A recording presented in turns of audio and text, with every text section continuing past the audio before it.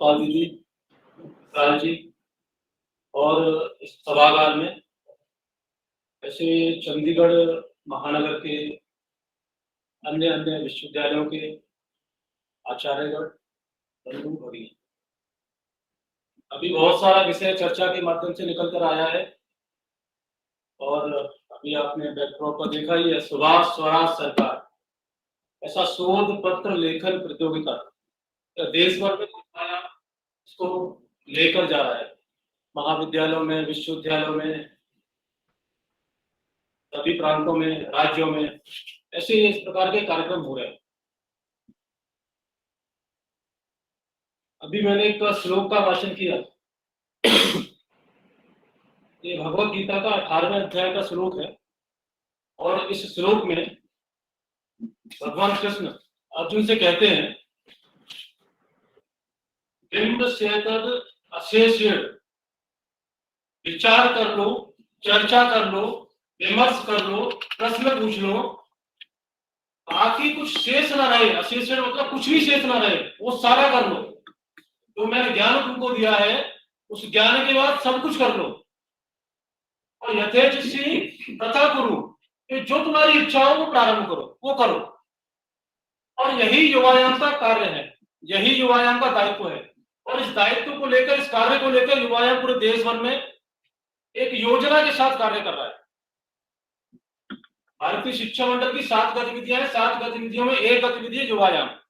और उस युवायाम के माध्यम से राष्ट्र भाव से प्रेरित तर्कपूर्ण विमर्श के साथ शोध, लेखन, विवेचन ऐसे करने वाले, विवेचन करने वाले ऐसे समर्थ युवाओं को उनको जोड़ना, उनको तत्पर करना और उनको साधन प्रदान करना और समाज में उनको प्रतिष्ठित करना, ये युवायाम का दायित्व है।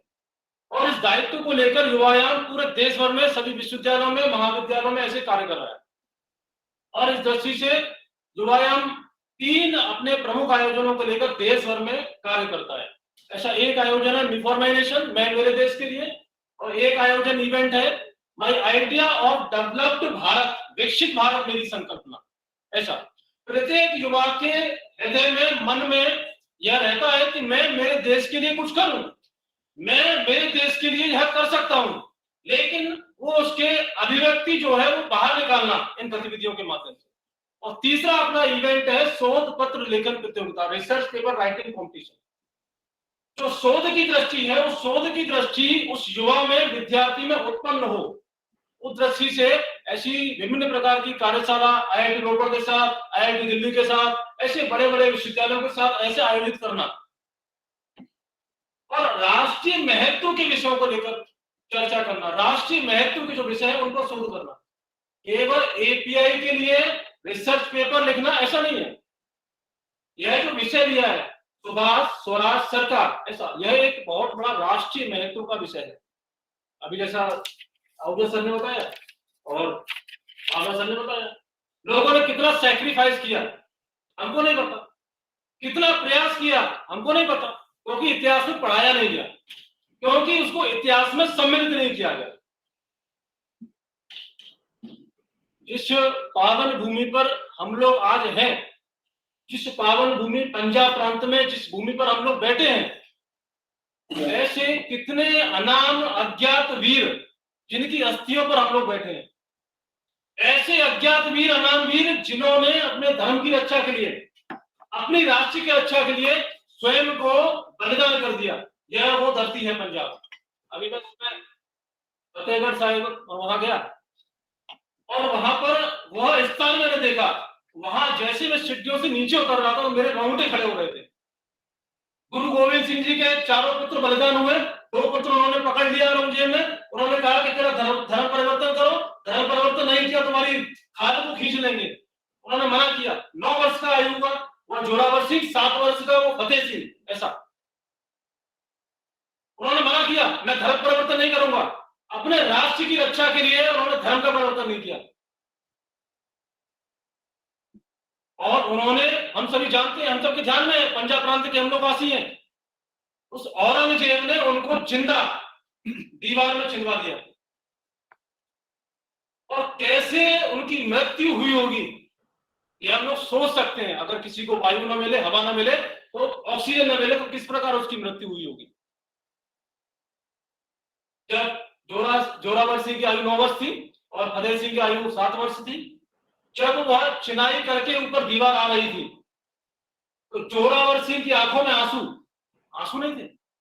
वो उसको देखकर, अपने भाई को देखकर हंसा, फतेह सिंह को मुस्कुराया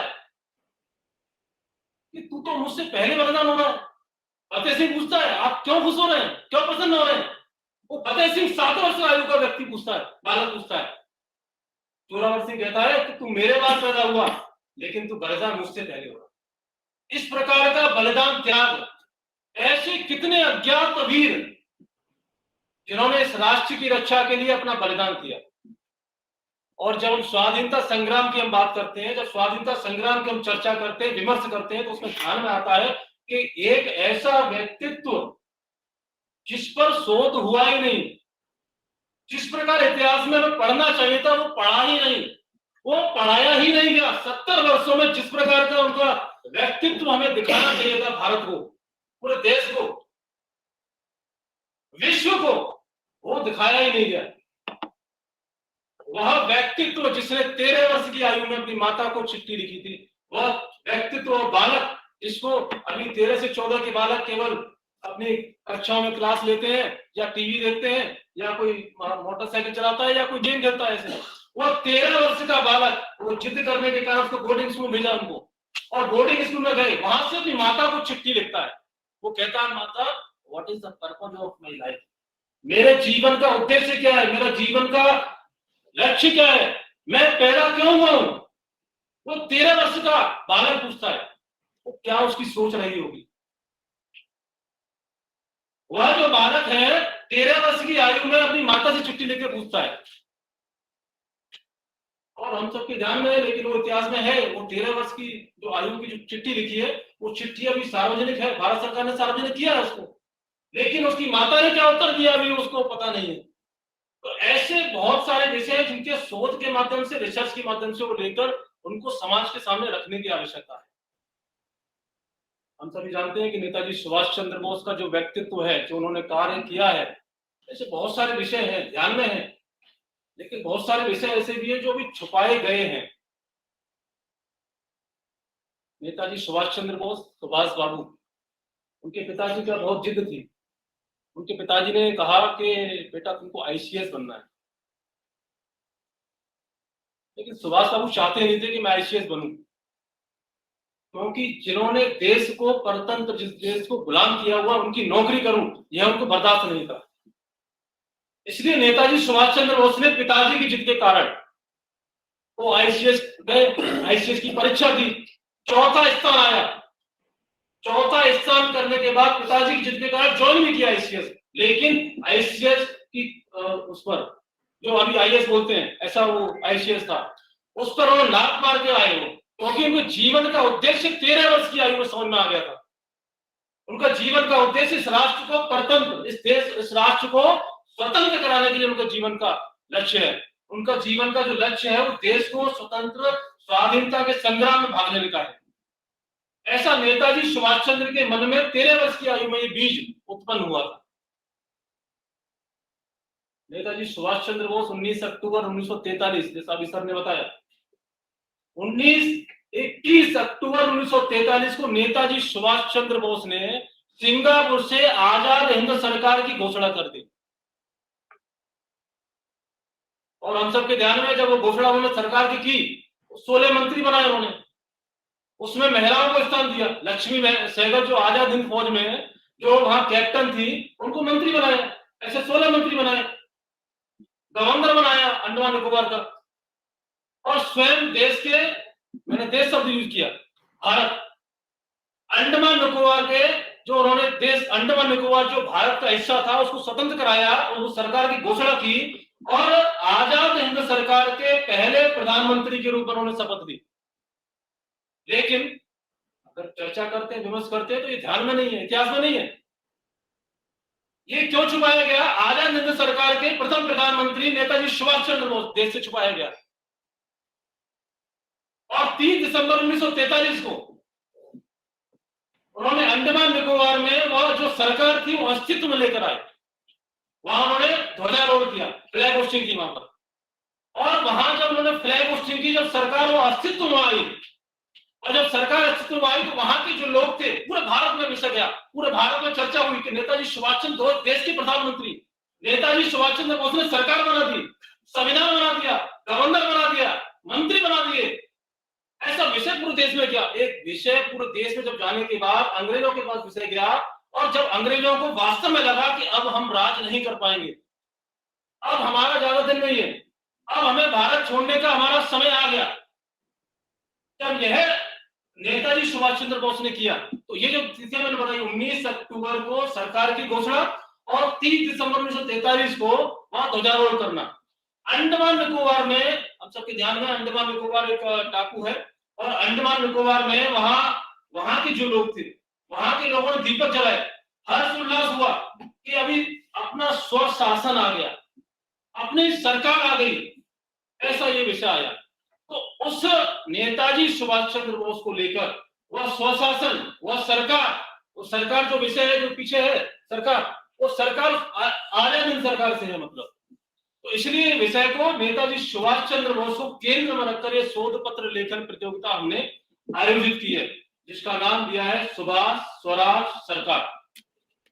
केवल नेताजी सुभाष चंद्र बोस के बारे में रिसर्च करना ऐसा नहीं है, इसमें एक विषय है, जैसे अभी सर ने बताया, स्वाधीनता के अज्ञात वीर।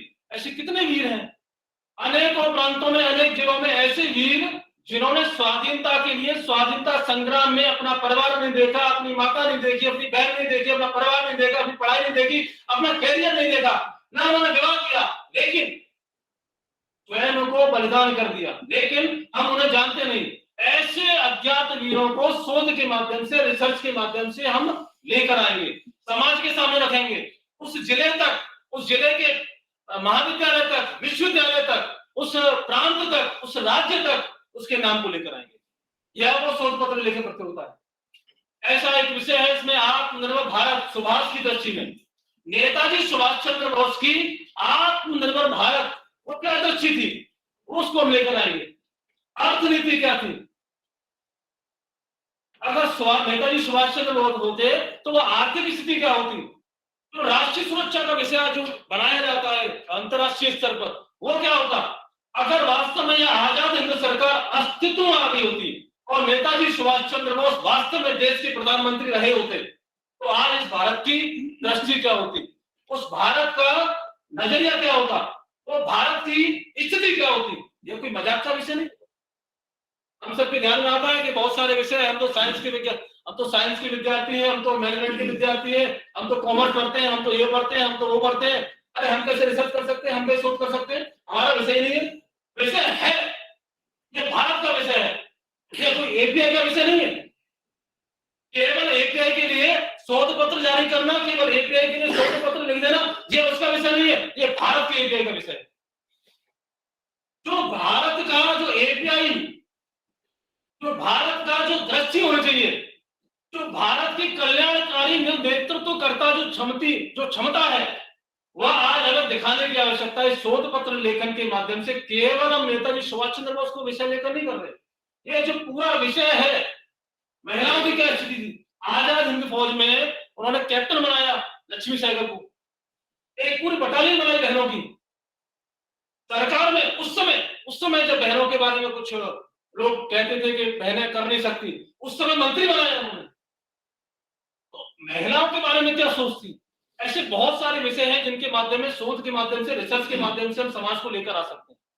लेकिन अभी क्योंकि यहाँ पर युवा नहीं है, विद्यार्थी नहीं है, हम सभी प्रोफेसर हैं, शिक्षक हैं, और कहीं ना कहीं किसी न किसी महाविद्यालय में, विश्वविद्यालय में एक हमारी नैतिक जिम्मेदारी भी है, उस महाविद्यालय के लिए भी, विश्वविद्यालय के लिए भी, और विद्यार्थियों के लिए भी। यह जो विषय है, इस विषय को अगर हम अपने बालकों में, विद्यार्थियों में और युवाओं में, क्योंकि इसकी यूजी, पीजी, रिसर्च स्कॉलर, और इसको ओपन भी किया है 40 ईयर्स।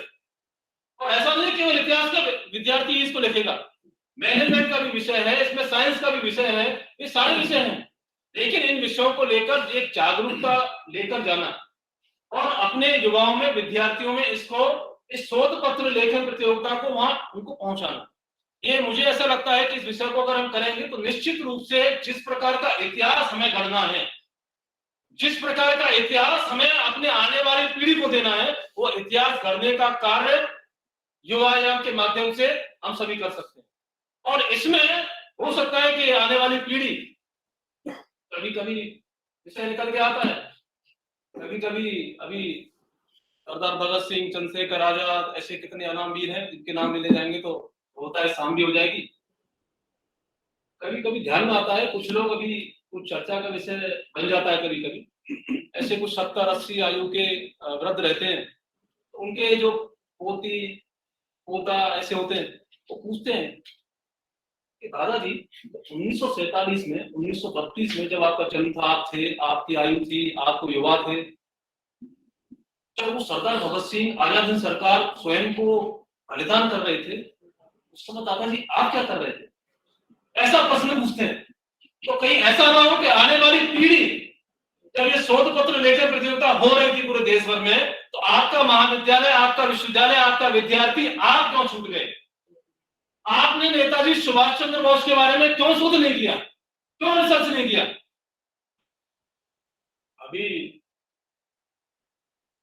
इसकी 3 प्रकार की, 2 प्रकार की तिथियां हमने रखी हैं इस लेखन, अभी समय क्योंकि बहुत कम है। 30 अगस्त 2022 को इसकी रजिस्ट्रेशन की अंतिम तिथि है। इसमें हम अधिक से अधिक अपने युवाओं को, अपने विद्यार्थियों को, अपने जो युवा असिस्टेंट प्रोफेसर हैं, युवा शिक्षक हैं, उनको प्रेरित करें। और इसके बाद रिसर्च पेपर भेजने की अंतिम तिथि है इसमें 25 सितंबर 2022, और वो तिथि है उससे पहले 1 से 5 सितंबर। हम सबके ध्यान में आता है कि कभी कभी युवा ऐसा भी कहते हैं कि हमें शोध पत्र लेकर लिखना ही नहीं आता है, लिखेंगे कैसे? रिसर्च पेपर होता क्या है हमें ये नहीं पता है। तो 1 से 5 सितंबर को युवायाम रिसर्च फॉर रिसर्चेंस फाउंडेशन, आपने नाम सुना ही होगा, ये रिसर्च फॉर रिसर्चेंस फाउंडेशन के साथ हम लोग कर रहे हैं इसको। आर्य भारत के माध्यम से शोध पत्र, ये शोध कार्यशाला हम लोग पूरे देश में ऑनलाइन फिजिकल रूप से, अभी IIT रोपड़ के माननीय डायरेक्टर सर, अभी इनसे आपसे चर्चा हुई, तो आपके साथ मिलकर ऐसे हम इस प्रकार की कार्यशालाएं करेंगे। जिसको शोध पत्र लिखना नहीं आता, रिसर्च पेपर जानता नहीं है, रिसर्च पेपर के बारे में बिल्कुल पढ़ा नहीं है, उसको हम लिखना पढ़ाएंगे, उसको हम लिखना सिखाएंगे, शोध पत्र कैसे लिखना है। अभी सर ने बताया how to write research paper, वो हम करना सिखाएंगे, उसके बाद वो पेपर लिखेगा। और उसके बाद 21 अक्टूबर जिस दिन सरकार की घोषणा हुई थी, उस दिन यह पुरस्कार वितरण के कार्यक्रम हम लोग करेंगे। अभी इसमें, अभी आपने बैकड्रॉप में देखा होगा, या अभी हमारा जो पोस्टर विमोचन हुआ इसमें भी देखा होगा, अभी हमने इसमें कोई पुरस्कार नहीं रखा है, क्योंकि ये शोध पत्र लेखन प्रतियोगिता देने के लिए नहीं है, लेने के लिए है। इस शोध पत्र प्रतियोगिता के माध्यम से आप क्या देने वाले हो देश को, समाज को, इस शोध पत्र के माध्यम से, ये इसके लिए है।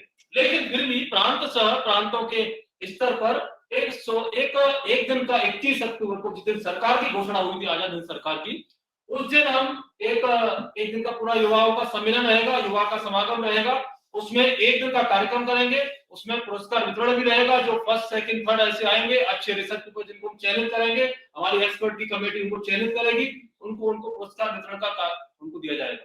जितने रिसर्च पेपर आए उनको बुलाकर उनके सामने कार्यक्रम किया जाएगा। इसके बाद केवल ये कार्यक्रम कर देना ऐसा नहीं है, इसके पश्चात जो अच्छे अच्छे रिसर्च पेपर आएंगे, जैसे अभी सौराष्ट्र यूनिवर्सिटी में माननीय मुकुल कानिटकर जी अपने संगठन मंत्री हैं, उनका कार्यक्रम था, वहां के कुलगुरु जो है उन्होंने कहा कि इसको जो भी सौराष्ट्र यूनिवर्सिटी से एफिलिएटेड जो कॉलेज हैं या सौराष्ट्र में जितने भी अपने वो आते हैं, उनमें जो अच्छे अच्छे रिसर्च पेपर आएंगे उनको अपने जर्नल में छापेंगे। अभी ये भी योजना कर रहे हैं कि जो अच्छे अच्छे रिसर्च पेपर आएंगे उनको हम जर्नल में छापेंगे, और जो अच्छे रिसर्च वास्तव में जो तथ्यपूर्ण विमर्श के साथ शोध करने के बाद जो रिसर्च आएगा, जो शोध आएगा, उसको हम ग्रंथ के रूप में उसको संकलन करेंगे और उसका विमोचन करेंगे। ऐसे हो सकता है कि अच्छे हजारों की संख्या में पेपर आएंगे, तो बड़े बड़े होता है कि अधिक से अधिक हम ग्रंथ बना सकें, ऐसा भी करेंगे।